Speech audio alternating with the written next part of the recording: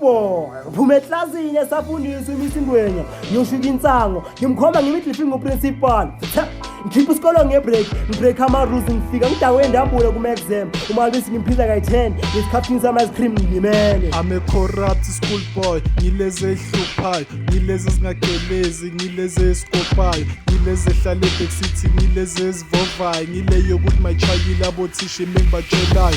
Corrupt school boy, ngile ngafuna principal, ngoba njalo ngifika late ngiqonye indlela ehlanyayo, noma ibreak isepheli izongithola ngisasengaphandle, sanokuthola amanye ama-class during period time. Corrupt school boy, ngileze sichaza abantwana, bathanda ukuba nami ngibalahisa baze bakhala, mangivela bayahleka bathi nayi lewana, lezi zibizo mafisine ntozi makhamba.